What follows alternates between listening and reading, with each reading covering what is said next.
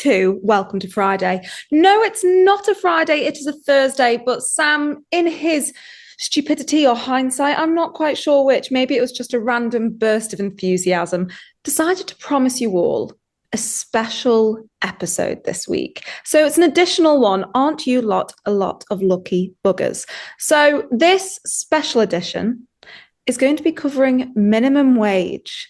Now, Sam, would you like to explain why we're going to be doing an additional episode on minimum wage? Because I opened my mouth and promised that we'd do it, and now you're making me do it. Because, yeah, that's basically what happened. I mean, there's also a minimum wage debate next week in Tynwald, but the most important reason is because I said I'd do it, and you're making me.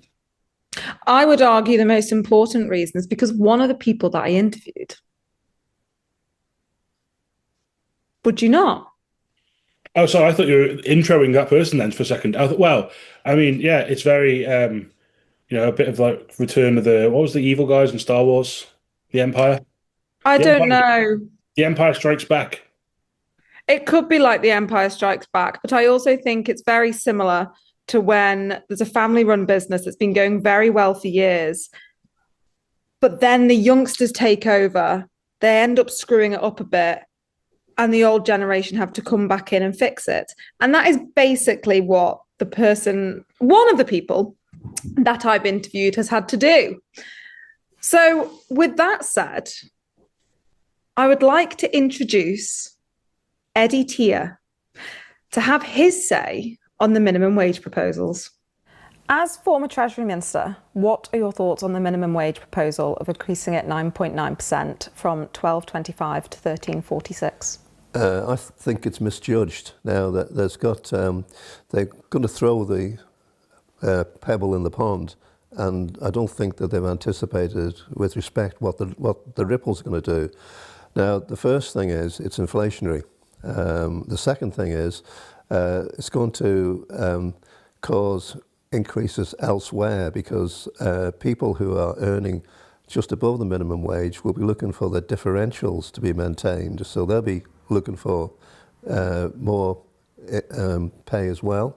And the other thing is now, the elephant in the room is that they're going to be faced with a difficult position when they're negotiating with the trade unions on pay right across the public sector. Because on one hand, they're saying a section of the community needs a pay rise of 9.9%, and on the other side, they're telling the unions that you can't have anything like that. And the unions have rejected the offer they put in. So one is going to, in effect, laugh at the other. And the second part of the problem is the biggest sector which will be affected by this is hospitality and care and nursing homes. Now, who is the biggest funder to nursing homes and care homes? Allinson government. So that's going to put extra costs on them in the public sector as well. And the problem is that if they don't actually increase the nursing home fees that they pay, the care homes are going to increase the fees more for those who are self-funding, in other words, paying for it themselves, to compensate so that their overall income will be maintained. Now, Dr. Allinson said that the effect of inflation is relatively small of wages due to the few people being paid minimum wage. Do you believe this to be accurate within the island's economy? No, I don't. I think myself, they need to go out and speak to the business community. Now, when I was preparing the budget, I just had a blank piece of paper. I would go round and speak to various sectors of the community, people I knew from my days in business and others as well. So I would, in effect, take the temperature of as many sectors of the business community as I could. So I had an overall view of the state of the economy, where the pressure points were, what was doing well, and then sit down and do my budget. So I wasn't dependent on the briefing papers coming in from the departments. So I'd done my research, I got the briefing papers from the departments, so it was a good way of just sort of, in effect, making sure that I had all accurate information in front of me before I started work on the Pink Book. And it's important to keep those connections going, because I found that if I had a good relationship with the business community, if there's any problems there, they give me a ring, say, Eddie, can I come in and have a chat with you? And it was off the record, or I might go out and have a chat with them, a cup of coffee, whatever. And it worked well. It was very much a two-way street. Now, government, in my opinion, has to appreciate they can't spend what industry and employees don't earn. So that's the conundrum between the two. So you've got to create an ecosystem where there's firm prosperity, and then you can have a little bit of that prosperity to support government funding. But you've also got to have a look at government expenses. And I think this consultation they did on how do we fund healthcare was misguided. Because before I asked for extra money, I always had to reassure the taxpayers that every penny I got from them was being responsibly and effectively spent. Now, I don't see how we can say it's effectively spent when, since Alan Bell's administration, and myself involved with it, stood down, the headcount has ballooned. Now, we took the headcount down by over 800 in the 5 years we were there. They've employed more than that. Now, they say, well, some of that's in health, but how much of that has been spent on administrative functions? They need to have a look at the management pyramid. And in the private sector, if you get more than 8 levels of management between the chief executive and, in effect, the person doing the maintenance, as it were, then there's something wrong. You need to call out layers. So in our time in government, we had to look at the pyramid and can we take out a layer? Right, that's it. That's what we do. But it takes determination to do that, because you get kickback. I got kickback from the unions, but as long as you talk to them and explain to them what you're trying to do, they're reasonable. But you cannot, in effect, bend. You need to be fair both to your employees and the people who are paying their wages ultimately, which is the public. He thinks it's right, Dr. Allinson does, that people on minimum wage should see the increase in wages. And he was against the idea of purely furthering thresholds instead of increasing the minimum wage. What do you think to that? I'm not it's a difficult argument. I just say to myself, okay, you're increasing the minimum wage by 9.9%, right? There's the inflationary effects in the economy, but it isn't really 9.9% you're increasing the costs by. There's national health insurance on top of that, which the employer has to pay over a certain level. So the true cost to the employers is going to be greater. And that's going to ripple through the economy. So hospitality is going to put their prices up. Nursing and care homes can put their prices up. There's already pressure on both those sectors. So what's government plans? How are you going to make the Isle of Man more attractive if the hospitality sector shrinks? Now, I'm still actively involved in business. I go down to Jersey on a regular basis. Walk around there. It's completely different. Why? Because the hospitality sector is vibrant.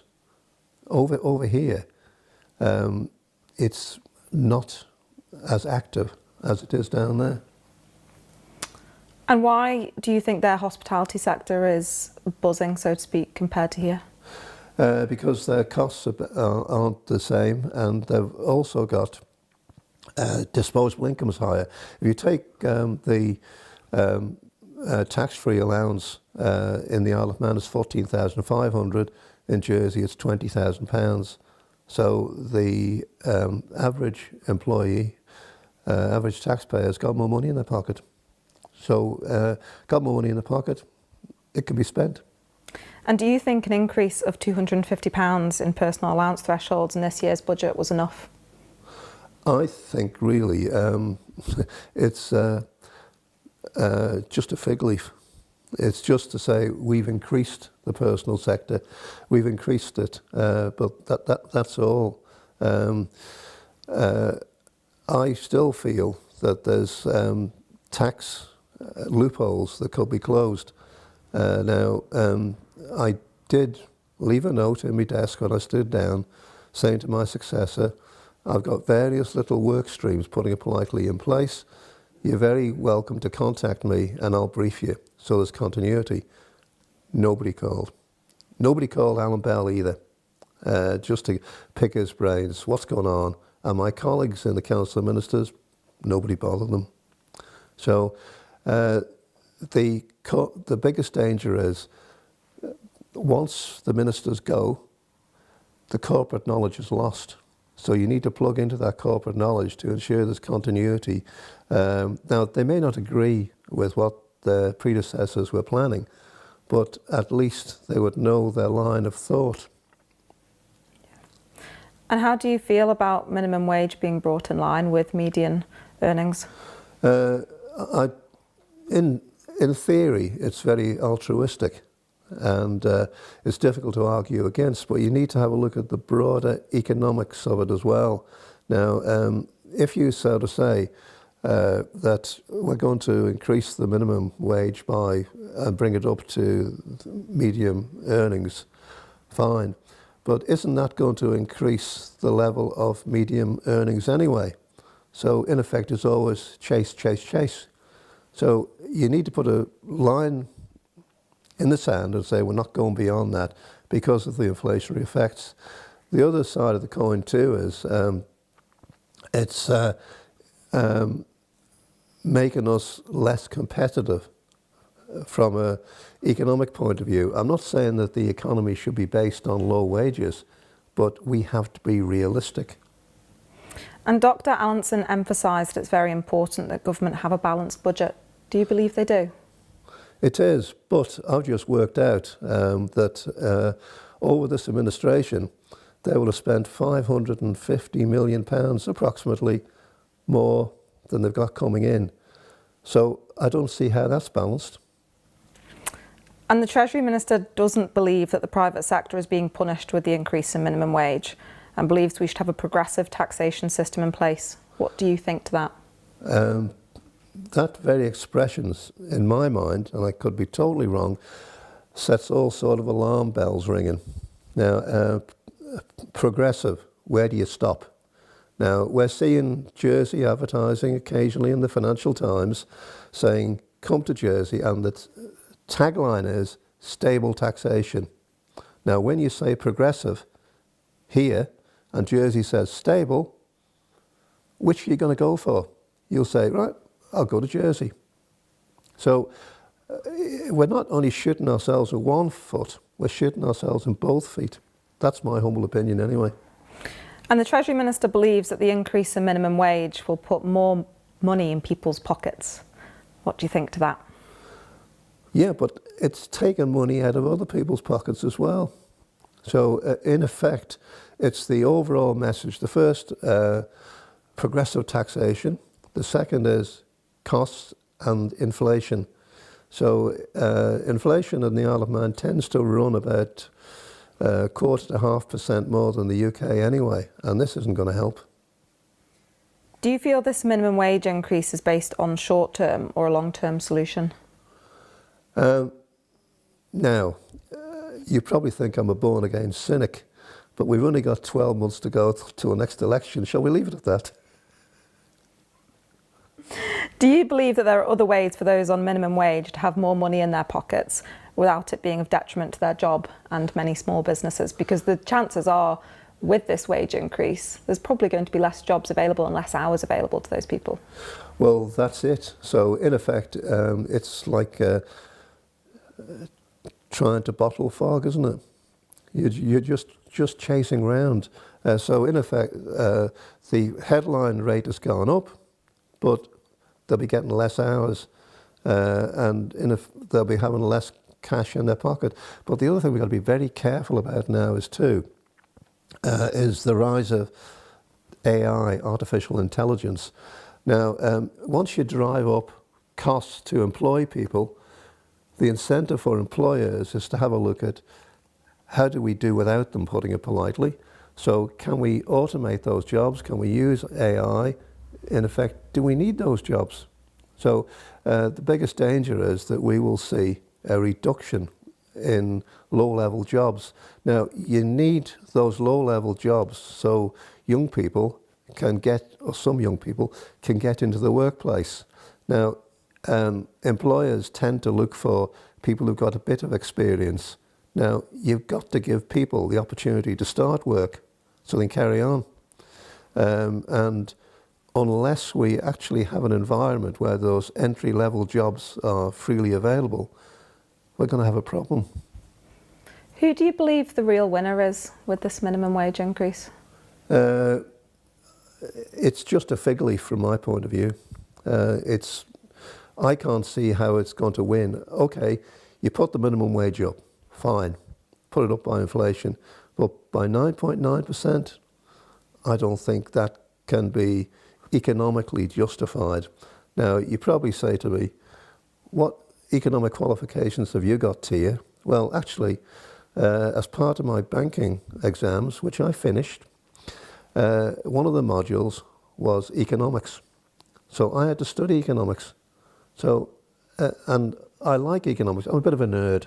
I like finance, I like economics, and that hasn't gone away even at my advanced age when I'm in my dotage. And what concerns do you have about the island's financial position? Well, as I said before, with a deficit, a cumulative deficit over 5 years of over $500 million, the can can't be kicked down the road anymore.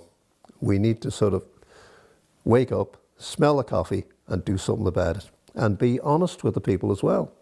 I always found that if you had to take a difficult position, if you took the time and the trouble to explain to people why, they may not be happy, but at least they understood. And what would you recommend this government does about this minimum wage proposal? Kick it into the bin. Just basically increase it by inflation, fine. But this is like the bridge at Arnhem, a step too far. And for those that may say that's punishing the low-paid workers, what would you have to say to that? I would say that if you're getting an inflation-linked pay rise, you're not doing too bad, are you? So, Sam, that's what Eddie Teare had to say about the minimum wage proposals. And I think it's fairly fair to say he wasn't that keen for it. No, I think he's, saying there about linking closer to threshold increases like Jersey's gone to. I think they've gone to 20,000. I think we're on about, is it 14 we're on now? We're on 14,500, I think, because they popped it up £250 in this budget, which, as Eddie did say, well, it's not really enough. It's more so just to say that we did it, isn't it? It's nothing more than that. Mm-hmm. Yeah. Yeah, I think if you taken that to comparison, what I went up 250, fair enough, income tax come down 1% this year, but by the way that inflation, people's salaries will have gone up, a lot of people won't have seen any sort of real benefit in that. I mean, I know there'll be people who are on the lowest salaries will have seen a benefit to that, but I think there's a lot of people who won't have done. So, yeah, and I think also, he talks about government finances, which, with when him and Alan Bell were in the government, it's sort of like a double act a little bit in 2011 through to 2016. That was sort of, they'd lost I think it was like a third of our budget at the time that we were on, and they were dealing with that and how they were going to cut around things of that. And without opening a few of those arguments again, it sort of shows that the different attitude of they were saying like, look, we've really got to cut this government spending, and they did some pretty radical things. Some things which down the line may have cost slightly, they've led to different changes, maybe not just economic changes. But I think if you get to that now, you go, well, hold on, what this government is saying, oh, we're going to, we're launching a SAVE program again, and we're going to do this, and we're cutting back on things, and you say, going, the public just aren't seeing it, not buying it. No, they're not. And I think what was really interesting is when Eddie said he had left a note on his desk and for, if anyone wanted to get in touch to understand what they were doing, and no one took him up on that. And I think I can see 2 points to it, to be honest. I can see a new administration coming in and going, hang on, this is now our time to shine. This is what we want to do. But equally, I think it's incredibly ignorant. And I think that experience that Eddie and Alan both had, it's fairly invaluable because you don't have to agree with it and you don't have to do it. But to understand why they were doing it and the things that they were implementing, I think it's ridiculous. And you look at how much government spending has, quite frankly, soared since then, as well as how many people are employed by government. It's mad. Well, I think the last two governments have essentially spent a lot of time redoing the things that they put a stop to and unpicking a lot of the stuff they did. So, there's questions around that and whether some of that stuff has been the right policy areas. I think the Isle of Man is particularly vulnerable to a change in wind at times politically, and that can easily wander into that. So yeah, but you didn't just speak to. It wasn't really. Would he be Darth Vader? Or I don't know. I don't know enough about Star Wars to work out who he'd be. But you didn't just speak to the guy with the cloaked hood. You also spoke that. No, that makes him sound like he's on the traitors. I thought you were calling our next interviewee Darth Vader. Then. No. He's. You can't. I mean. I'll make that joke. Darth Vader had never had anywhere near the intention to kill as many people. That's just because of the unfair linking of Dr. Allinson with the assisted dying bill, which he is referred to as Dr. Death for. Not I'm saying at any point that he has murdered anybody. That we know of. Good point. I'm sure he hasn't. But yeah, I also spoke to the current Treasury Minister, Dr. Alex Allinson, who is very much for this proposal. And I think, do you know what? Before I comment on it, I'm going to let you lot listen to it for yourselves. And then with whatever Sam and I say afterwards, you can have your own opinion. So, Minister, could you just explain the idea of a minimum wage increase, please? Okay, so the minimum wage was actually brought in over 25 years ago in the UK. It's been here for roughly the same length of time. Each year, normally, government will say what the minimum wage should be for people employing people on the Isle of Man. What we've got this year is a slight change in that in July Tynwald, it was a different way of calculating that was adopted, which is 66% of median earnings. And also we'll be announcing it in October Tynwald to come in April next year. And this will be the statutory minimum wage. So you legally have to pay somebody that wage for them to be working on the Isle of Man. And could you just explain a little bit about the median wage and also the government's commitment to the living wage, which is now no more? Yeah. Previously, we've got a minimum wage committee, which is 2 members to represent employees, 2 members to represent employers, and they sit down and take evidence each year about what the minimum wage should be, give recommendations to government, which is Treasury and Department for Enterprise, who then make up their own mind and bring it through Tynwald for approval, so a democratic process. Now, that has been problematic for several years because of different competing opinions in terms of what industry can pay, but also we know that there have been some significant shortages of skilled workers here as well. And so back in 2019, the Poverty Committee said that the minimum wage should equalise to the living wage by 2024. That was accepted by Tynwald, that was in the Ireland Plan, and we've been trying to get to that point. One of the aspects is that the living wage, and this is where it gets complicated, the living wage is a statistical calculation, which is done each year by Statistics Isle of Man, based on a basket of goods decided by Loughborough University. And they've decided this year that the living wage should have been around about £16 an hour. But because of lots of other issues in terms of inflation and volatility, they've downgraded it to around about £13.46. So we've got the living wage report. When that was initially brought to the attention of the Minimum Wage Committee, they were extremely sceptical whether the island economy could cope with that sort of increase. And so last year, instead of coming into the living wage, there was a 6% increase. And then we had a big debate in Tynwald in July in terms of a different way of calculating it to get round some of these large increases we've seen in the minimum wage, and have the minimum wage firmly rooted to what the average or the median earnings are for the entire economy. And do you believe that the island economy and businesses here can actually pay that proposed minimum wage? That's one of the key questions, because we have got a very diverse economy. We know that we have some very highly skilled and highly paid people, but we also know that in various sectors, particularly in terms of hospitality, retail, people are paid relatively low wages. What we need to do is make absolutely certain that anyone who works for a living on the Isle of Man gets a decent wage. We also need to look at the benefit system to make sure that work is well paid and it pays to work rather than rely on benefits. So I think it's absolutely right that our Parliament determines what should be a minimum wage that you can actually live on the Isle of Man off. And by twinning that with the median wage so that we track that according to the economic growth of the country, I think that's a much better way than each year going through what can be quite a protracted process. It also makes sure that industry knows what the minimum wage is going to be 6 months in advance, because we'll be deciding that and voting on that in October to come in the following April. Now, I agree that it's all well and good and people should be paid for what they're doing. However, a lot of businesses have raised their concerns that this could be the final straw and result in closures, redundancies, also increasing costs to be passed on to the consumer. But that doesn't really then benefit people if they're going to be without a job. Absolutely. What are your concerns on that?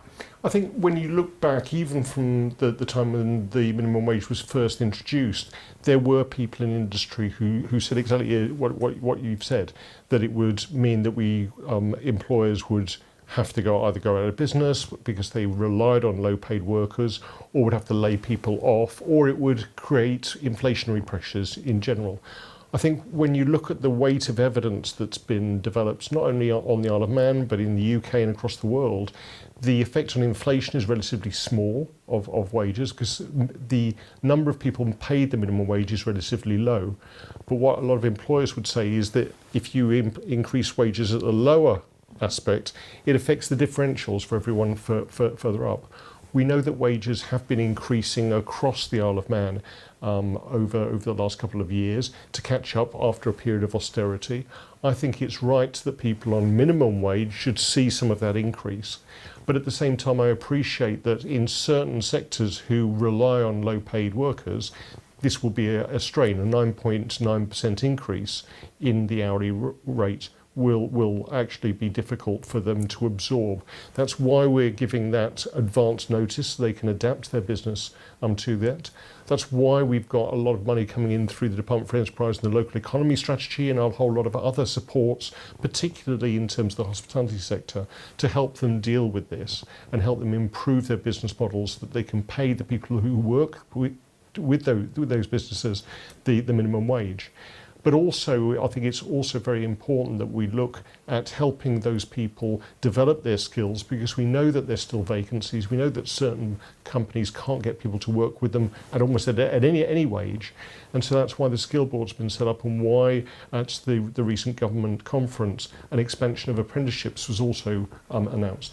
Going back to your comment about DFE and the support, is that support in the form of someone to speak to, or is that support in subsidy and money from the department? It's not necessarily subsidy, but there are grants and loans to help small businesses develop their business model, to bring in automation, to make their business work more effectively. So theoretically, their workers there can be more productive and therefore earn more for doing more.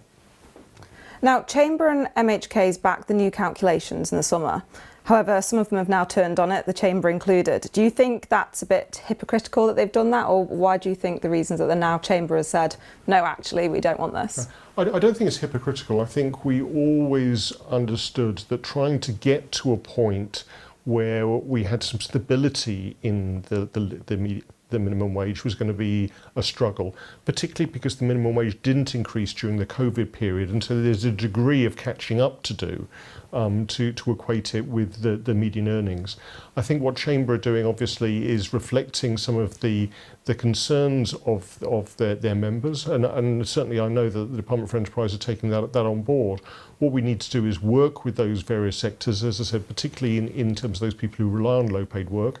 And there are, for instance, cleaning firms, certain retail, certain small hospitality sectors where this has a disproportionate effect on. So it's very important that we work with those people over this period whilst we bring the minimum wage up to 66% of median earnings. After that, what we're probably looking at is a far more sensible and more gradual glide path. As the economy grows, then the minimum wage will grow, rather than some of the stepwise changes we've been seeing recently. Well, I suppose it could be argued really that the sensible option for a lot of workers and businesses would actually be to increase thresholds. Yep. Now, why has that not been done? Because in theory, that would be the option that would cost businesses less. Yes, the worker wouldn't have, in theory, as much as if you did pop the minimum wage up, but they also wouldn't be giving as much back to the government. If Treasury really wanted to help that part of our workforce, why aren't we doing that?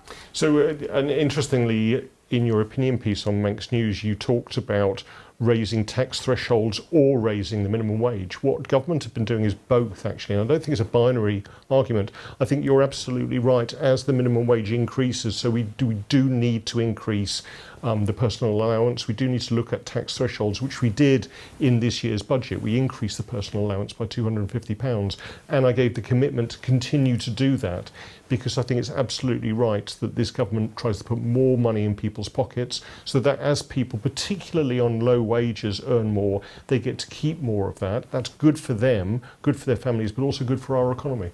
But do you not think it could be a little too late if we pop the minimum wage up first? And if that percentage isn't the same as if we're popping the minimum wage up 9.9%, but we're only popping the thresholds up not on that percentage, in that time, do you not think it's a real worry that businesses are going to shut their doors and we're going to end up with people really having to get benefits because they can't get a job? Yeah. I mean, the way the timing will now work is that any increase in the minimum wage, and again, this has to be decided and agreed by Tynwald, any agreed increase in the minimum wage will come in April. Any changes to the personal allowance or the tax thresholds will come in April. So we will align these two, and this gives us time to work with businesses to actually make sure that they have the tools and the support needed to deal with this sort of problem.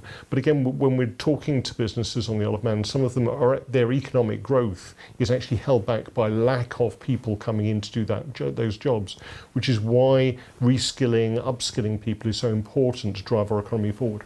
And why wouldn't we just leave the minimum wage alone as is and just focus on the thresholds for the time being? Okay.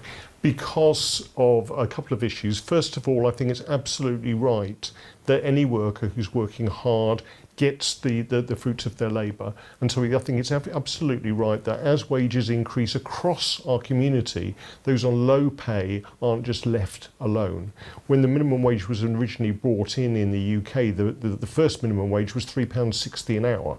It's gone up quite considerably, but it still hasn't kept up with the overall increase in wealth and distribution of wealth on our island. I think by twinning it with median earnings, we will do that. And I think it's really important that people see their wages going up to keep track with inflation. In terms of taxation, both in terms of income tax, but also in terms of national insurance, it is very important that we have a balanced budget. We know that various costs for government, particularly around education, health and social care, increase each year above inflation.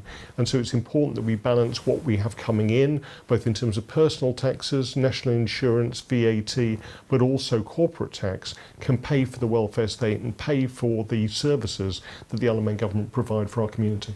Wouldn't it make more sense for government themselves to tighten their own budget really and not have so much expenditure in the workforce instead of punishing the private sector?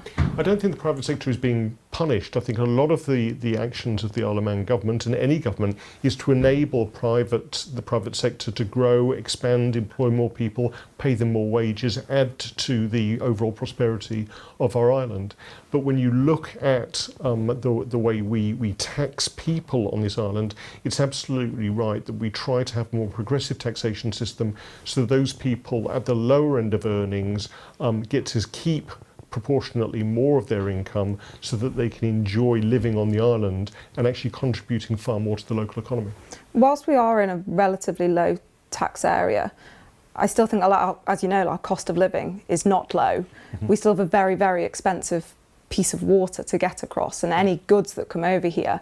And we're wanting to grow this economy and grow these businesses and be able to employ more people. But these businesses are saying that's not going to happen. They're going to have to tighten their own business, get rid of people.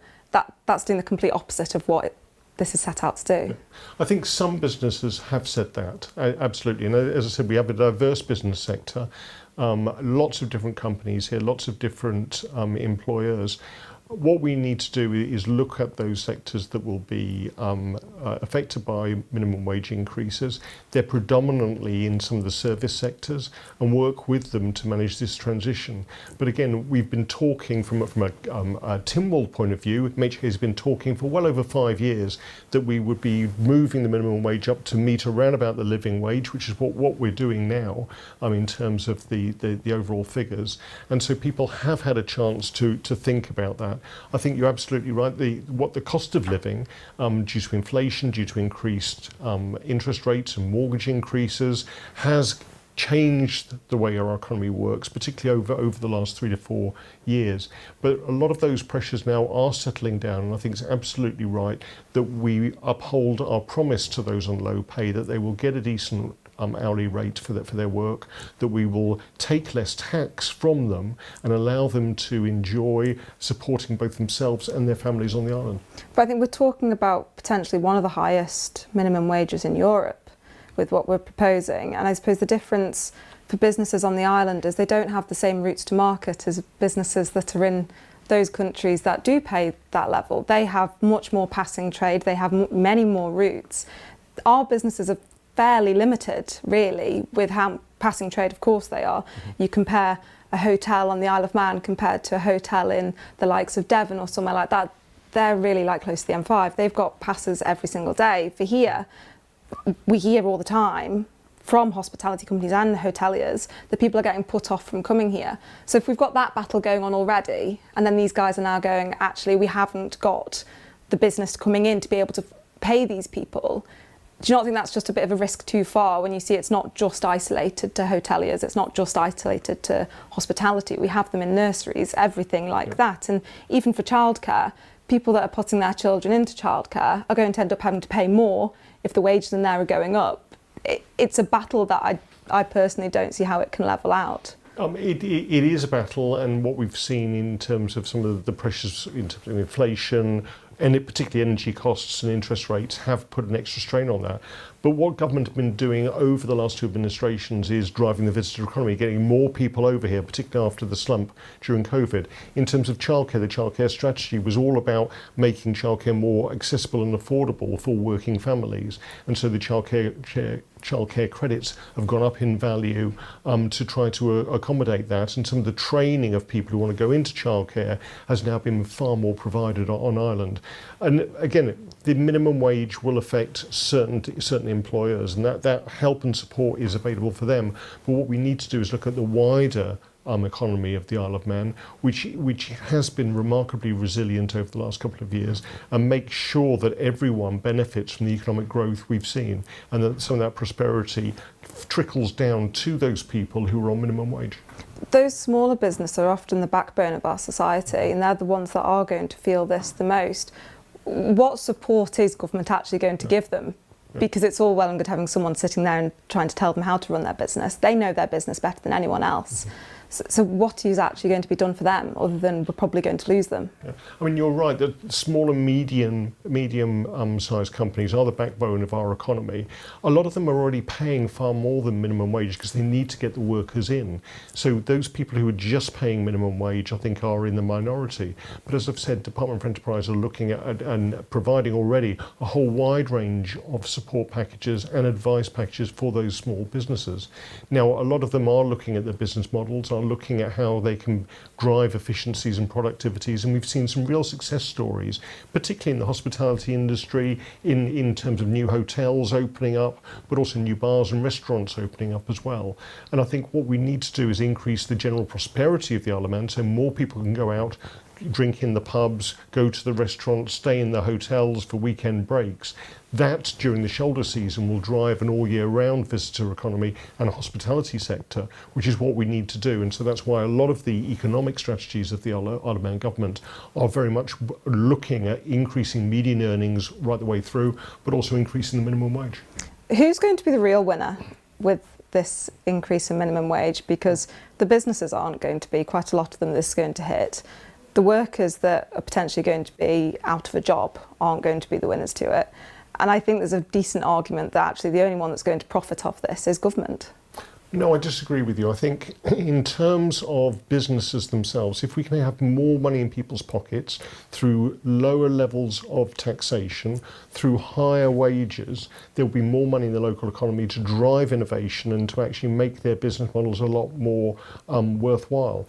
In terms of the people working on the island themselves, they'll see increased wages, they'll see increased prosperity. Government only need a certain amount of money each year to provide all the services, and so that's why we've committed to looking at things like tax thresholds, personal allowances, to make sure that people have more money in their pocket. I agree with you that certain sectors in our economy may find transitioning to this new way of calculating the minimum wage a difficulty, but we're there to help with that, and the advance notice will help as well. But key to all this is to make sure that we can support everyone in our economy, whatever their wages may be, to make sure they have a decent standard of living. But we've said that government have a certain amount of budget that they can spend and what they need to deliver the services. We're constantly seeing Manx Care needing more money. We look back to the budget, we're taking more from the reserves than we planned to. I think we took, for what we wanted to take this year, we're now not taking that for another 5 years. So clearly government does need more money. What we've seen, so there are two aspects there, and picking up on one of your previous questions about efficiencies within government and driving a more efficient government, looking at the headcount of government, looking at the amount of money we spend on government, that's all part of the efficiency savings and the efficiency programme. Looking at Manx Care, again, they've got specialist efficiency programmes there, but the demand on healthcare has increased, the demand on education has increased. That's why this government have been putting more money into those frontline services that people rely upon. In terms of the other aspects of trying to make sure that the economy works for everyone, part of that has to be that we deal with those people on low wages, we deal with those people on benefits, we deal with those people on pensions, and make sure they have a good standard of living. Part of that is the responsibility of government in terms of benefit payments, taxation, but part of it also is on the responsibility of employers to pay a decent wage, and we're there to help them achieve that. Have we looked at other options other than increasing personal thresholds? Obviously, I'm very much for, and leaving minimum wage well alone. But if we did that, I appreciate. So you don't want low-paid workers to get a pay increase this year? I want them to be able to take more home, and I think they should be able to do that with an increase in their threshold. Because actually, what you're doing is very much echoing the Minimum Wage Committee, who said that actually there shouldn't be any increase in the minimum wage. And that would mean that those people on minimum wage wouldn't see any increase in the amount of money they were getting paid each week, but they'd look at their colleagues in other parts of the economy who were getting pay rises. So I don't think that's fair either. I think the only ones that are getting real pay rises all the time are government workers. I wouldn't say many in the private sector are.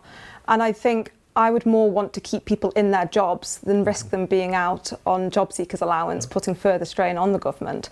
But I wanted to touch on the Pragmatics report, which I know you also have in front. And this was done in 2024? Yes. Yeah, which it gave, I suppose, two sides to it really, didn't it? The pros and the cons.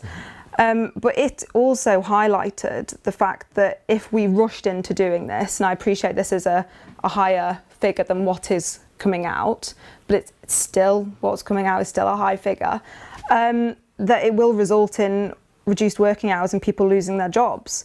And there's also thought that this is actually very short-sighted of government and not a long-term plan. And I suppose my concern over the short-sightedness, I do think it is short-sighted. I don't think this is long-term planning for future generations.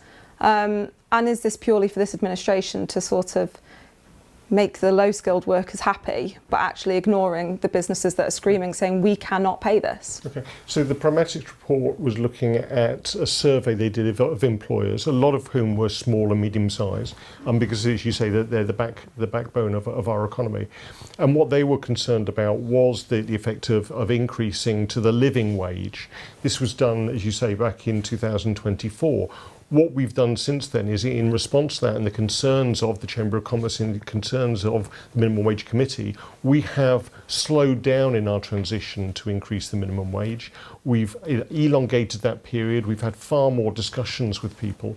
And what we've done is arrive at a solution which has been ratified by Tynwald in July, that instead of each year trying to pick an arbitrary amount that was based on inflation or these sort of things, it would be based on the median income for the Isle of Man and for the whole economy.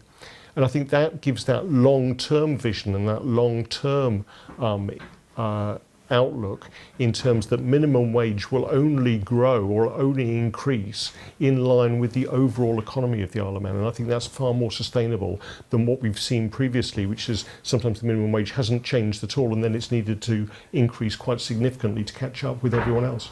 I think a lot of businesses are coming out saying they're not against paying their low-skilled workers more. They haven't said that for a second. They want to be able to, but they can't afford to. And if they're going to do that, they're obviously going to have to charge more for what they're selling or the service they're providing. Do you not think that also is just going to end up being in a position where, okay, we're paying them more, but guess what? Now your cost of living's gone up. So actually, you're no better off. Yeah. Some of the international comparisons looking at increases in the minimum wage have shown that the effect on inflation is relatively small. And what government, and particularly the Department for Enterprise, have been doing with small businesses is looking at their overall business models and seeing how they can reduce costs in other areas, particularly things like energy costs. And we know that energy costs have been one of the, and also food costs have been one of the key factors driving some of the inflation we've seen in terms of restaurants and bars and clubs. So by helping people have more energy efficiency through loans and grants, we can reduce their overall business costs and allow them to pay their staff a decent minimum wage. Now, going to the Pragmatics report, it came up that the public sector wage bill will increase by about 40 million. However, the amount that government's going to be able to take back from income tax and employers' NI will be around 60 million. Mm-hmm. When you see that in black and white, how is it sort of, you can't really argue with the fact that government are going to benefit most, really? Well, I can argue because that was June 2024, and in this year's budget we increased the personal allowance, we changed some of the national insurance thresholds, but also we reduced the upper rate of income tax from 22% to 21%.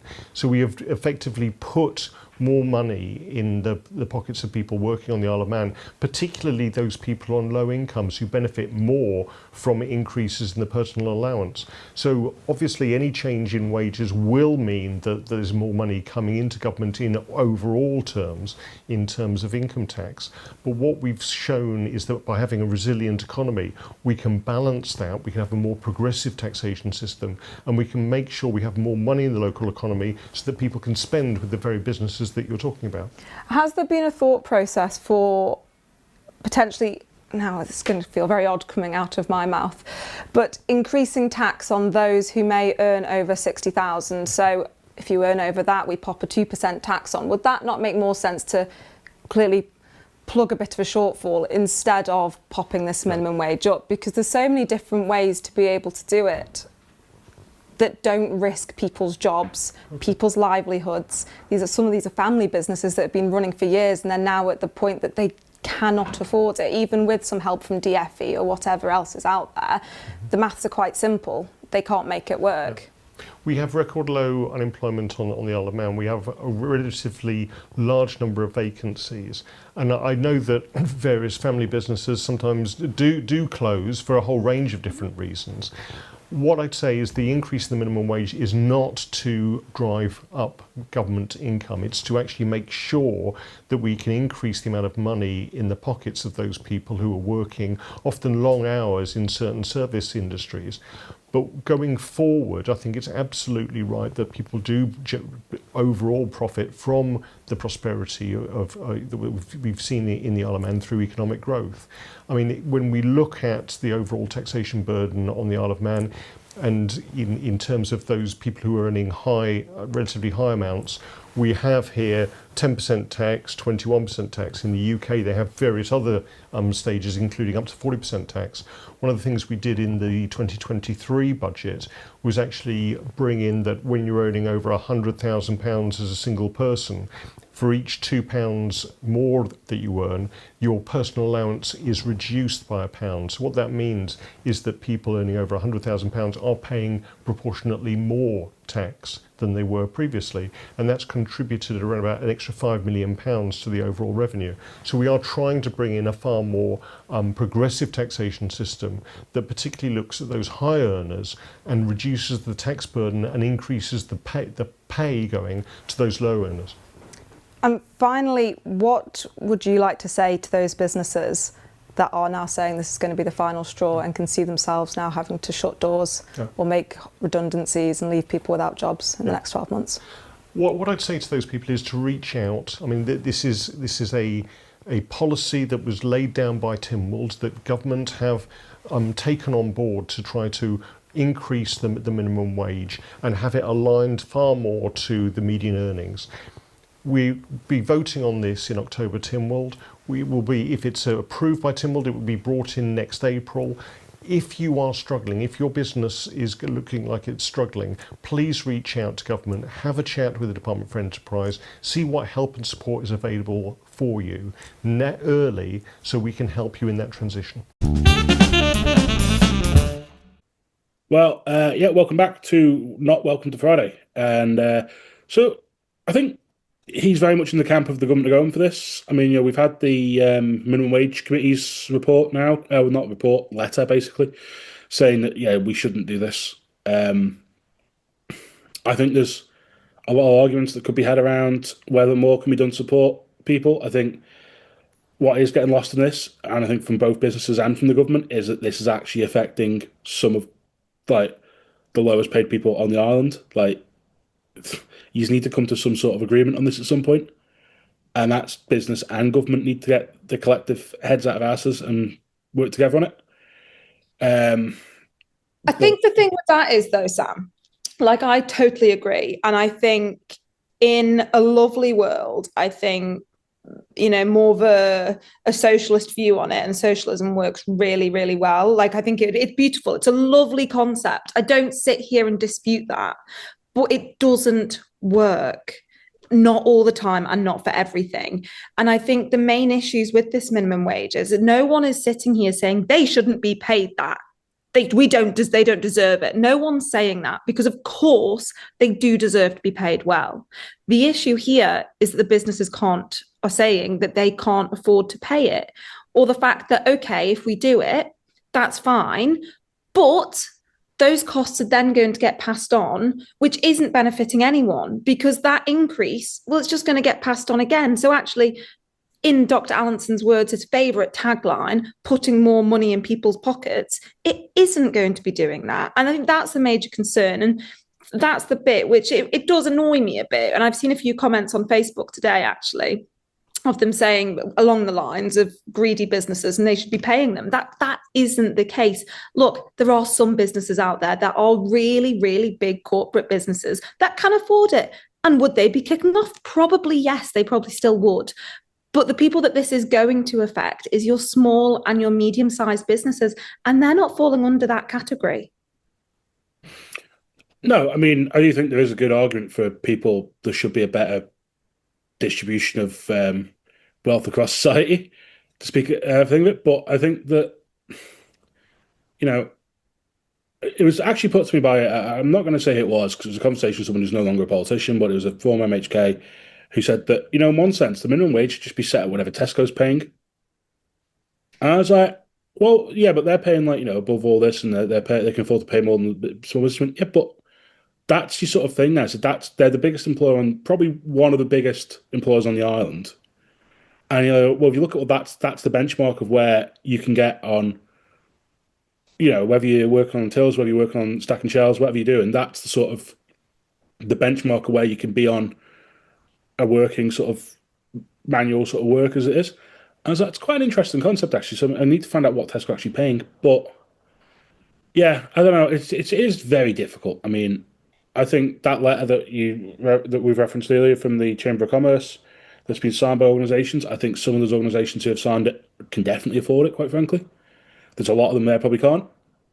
But yeah, I don't know. I'm intrigued that they completely rejected the minimum wage committee thing because that is literally, as I said about, you know, businesses and the government need to come together. That's kind of where this is meant to happen. Yeah. Um, And like equally, you know, you see comments saying people should be able to afford a living wage. Yeah, or be able to earn a living wage. They should, yeah. I'm not saying that they shouldn't, but the reality is that these businesses can't afford to pay them that. And you're going to end up in this position where, you know, and I really hope it doesn't happen because it's sad for everyone and it makes times really, really tough for everyone when it's already tough. No one, it's not a thriving economy and everyone's, you know, drinking champagne and eating caviar. Like that's just not happening. You know, a lot of people are struggling to go and do their weekly shop and pay the rent and have a roof over their head.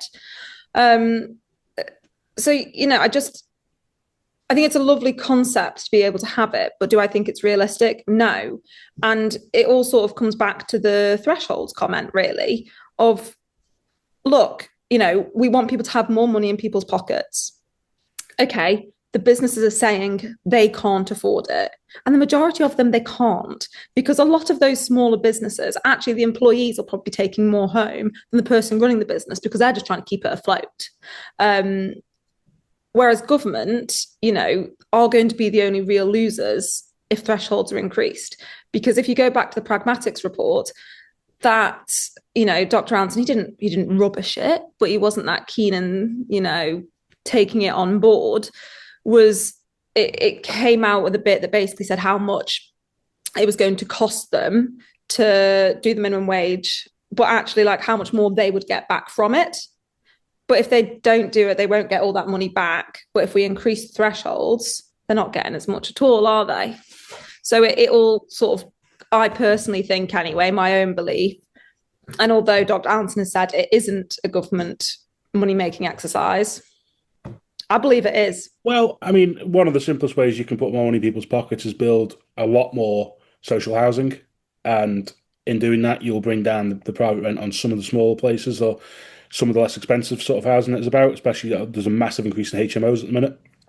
But if you can get more social housing built where you can get more people into them and you can get that sort of low to medium earner on that, that is more money in their pocket. You know, ultimately, if I was living in a local authority house instead of living in a private rental, I'd be several £700 a month better off. Yeah. And, you know, if you want to put more money in people's pockets, the government has to invest in people. And unfortunately, that is where you come back around to the thresholds argument, because that is taking money out, you know, as he said, it's taking money out of the government, it's taking money out of services as well.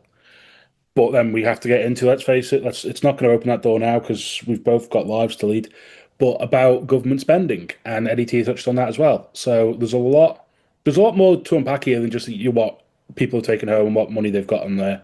What money, I hate the phrase money in pocket because it's not really, it's basically like it's borderline how many fun tokens you've got on your iPhone these days, isn't it? You know, it's like, Oh, completely. And do you know what, Sam? I'd be lying if I didn't sit here and when I get paid, think, well, it may as well just be Monopoly money for this month and how many tokens I've got for this month, because there's no long term to it. You know, we can't long term plan with that. And sadly, I think we've generationally are hitting it at a really, really shit time. Everything's expensive, but for some odd reason, we do have this huge disconnect going on right now between government and the private sector.